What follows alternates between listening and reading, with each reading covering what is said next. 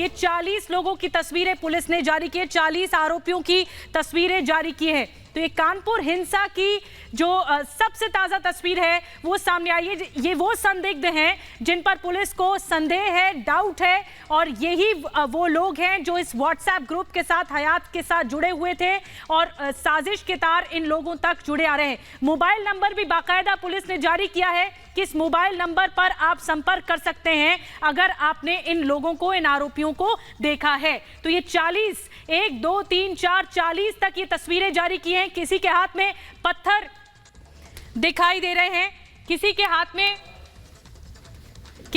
में पत्थर दिखाई दे रहे हैं, किसी के हाथ में आपको दिखाई दे रहा है कि किस तरह हिंसा भड़काने की कोशिश थी। कुछ ना कुछ उन लोगों के हाथ में है। 40 तस्वीरें जो, और कुछ के नकाब भी ढके हुए हैं, कुछ के चेहरे ढके हुए हैं। देखिए, कुछ के चेहरे ढके हुए हैं और यहां से आप देखेंगे तो इसके हाथ में पत्थर दिखाई दे रहा है। 1 2 3 4 ये 40 तस्वीरें जारी की है पुलिस ने बाकायदा, और इन लोगों को ढूंढने की कोशिश की जा रही है। कुछ के चेहरे साफ देखे जा सकते हैं, कुछ के चेहरे साफ देखे जा सकते हैं, और कुछ हाथों में पत्थर लिए हुए हैं। ये देखिए, कुछ हाथों में पत्थर लिए हुए हैं, कुछ चीज लिए हुए हैं ताकि हिंसा को और ज्यादा एग्रीवेट या आक्रामकता इसकी दिखाई जा सके। ये कुछ के नकाब ढके, कुछ के चेहरे देखिए ढके हुए हैं, कुछ के चेहरे ढके हुए हैं, और कुछ लोग जो हैं वो साफ तौर पर उनके चेहरे दिखाई दे रहे हैं। तो ये 40 तस्वीरें जो हैं वो पुलिस ने जारी की हैं, और एक नंबर भी जारी किया है कि जिन लोगों ने इन लोगों को देखा, इन आरोपियों को देखा है, ये वो संदिग्ध हैं। इन लोगों को जिसने भी देखा है वो इस नंबर पर संपर्क करे, ताकि पुलिस की जो तफ्तीश है इस हिंसा के पीछे कौन है, कितने गुनहगार हैं, कितने आरोपी हैं, कितने लोगों तक ये व्हाट्सएप चैट गई थी जो कि हयात की सामने आई है, और किन किन बाजारों को बंद करने की बात हो रही है, आखिर क्या प्लानिंग थी इसके पीछे, ये सब पता लगाने की कोशिश की जा रही है। तो ये सबसे ताजा तस्वीर सामने आई है जो पुलिस ने खुद जारी की। 3 जून की ये तस्वीर है जो कि पुलिस ने जारी की है। ये नंबर भी जारी किया गया है। देखिए, नंबर 9454403715, ये वो नंबर है जो जारी किया गया है कानपुर हिंसा के पीछे। सोहेल, तो ये 40 लोगों की तस्वीरें हम आपको दिखा रहे हैं। ये 40 उपद्रवी, ये 40 वो चेहरे जो कानपुर में पत्थरबाजी कर रहे थे, जो साजिश में शामिल थे, जो पत्थर चलाने वाले लोग थे।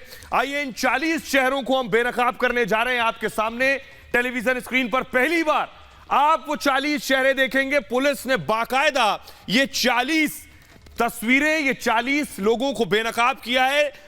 सबसे पहले मैं अगर आपको दिखाऊं तो पत्थर फेंकता हुआ शख्स नजर आ रहा है। इन तस्वीरों में जितने लोग आपको नजर आएंगे सबके हाथों में आपको पत्थर नजर आएगा। यानी पुलिस ने बाकायदा सीसीटीवी फुटेज जो उस इलाके में लगी हुई थी, उस सीसीटीवी फुटेज के ग्रैब निकाले हैं, उस सीसीटीवी फुटेज के स्क्रीनशॉट्स निकाले हैं, जिसके बाद इन पत्थरबाजों की पहचान के लिए ये तस्वीरें जारी की गई हैं। और अगर आप इन पत्थरबाजों को पहचानते हैं, उनके बारे में सूचना देने के लिए आप बाकायदा एक नंबर जारी किया गया है 9454403715। तो कानपुर हिंसा के ये वो 40 आरोपी हैं। इसके पीछे किसकी प्लानिंग थी? क्या इसके पीछे हयात ही था जिसने पूरा व्हाट्सएप मैसेज फ्लोट किया और इन लोगों तक पहुंचाया, और फिर एक एक करके ये भीड़ बढ़ती चली गई और ये आरोपी आए और हिंसा को अंजाम देने की कोशिश करने लगे। ये वो 40 चेहरे हैं जो कि पुलिस ने जारी किए हैं, उपद्रवी, ये वो दंगाई हैं जो हिंसा भड़काने की कोशिश कर रहे थे। सबके हाथ में पत्थर नजर आ रहे हैं। कुछ लोगों के चेहरे ढके हुए हैं और कुछ लोगों के चेहरे नहीं ढके हुए हैं। तो जो जांच आगे धीरे धीरे बढ़ रही है, इसमें 40 लोगों का हाथ है या इसके आगे भी कुछ और उपद्रवी हैं जिन लोगों की पहचान की जा रही है। कानपुर पुलिस की तरफ से इस पूरे मामले पर एसआईटी जो गठित की गई है वो अपना काम कर रही है। तफ्तीश बढ़ती जा रही है कि कौन कौन लोग इसके पीछे, कानपुर हिंसा के पीछे शामिल थे, और जो हयात के व्हाट्सएप चैट सामने आए हैं, क्या वो सभी ये उपद्रवी इस व्हाट्सएप चैट से जुड़े हुए थे? ये बड़ा सवाल है। तो 3 जून साफ ऊपर लिखा है, 3 जून 2022 को जो घटना हुई उसके संदिग्ध हैं। अगर ये आपके इलाके में रहते हैं, आप इन्हें पहचानते हैं, जो खासतौर पर लोग कानपुर में रहते हैं और इनकी शक्लें देखकर आप इन्हें पहचान रहे हैं, तो पुलिस की मदद कीजिए।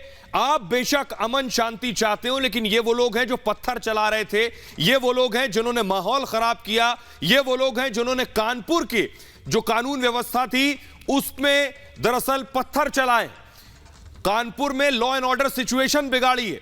ये 40 चेहरे हैं, यानी 38 गिरफ्तारियां पहले हो चुकी हैं, 40 और चेहरे हैं।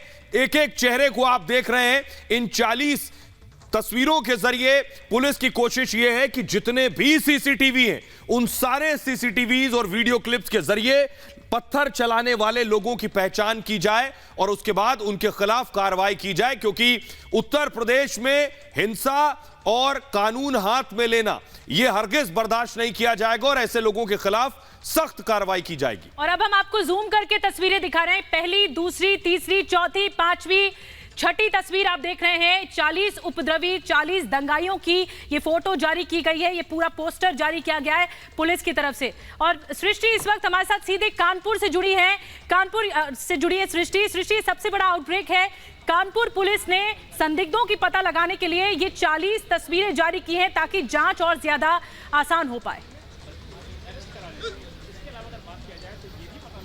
बिल्कुल निधि, सुहेल, जैसे ये 40 तस्वीरें आप इन उपद्रवियों की दिखा रहे हैं, कल मुख्य आरोपी को कोर्ट में पेश किया गया और 14 दिन की न्यायिक हिरासत में भेजा गया।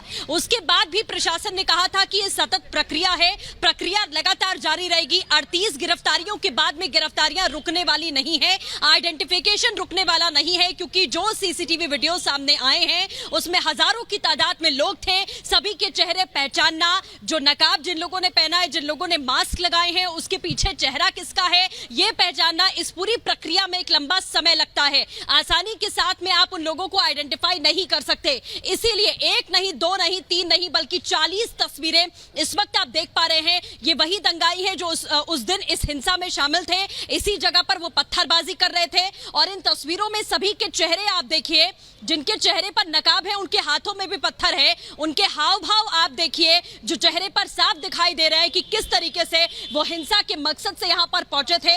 कोई ठेला लेकर आगे बढ़ रहा है, कोई पत्थर लेकर फेंक रहा है, कोई पत्थर उठा रहा है, कोई मारने की कोशिश कर रहा है। इन तस्वीरों में आप लगातार देख पाएंगे कोई किसी को इशारे कर रहा है।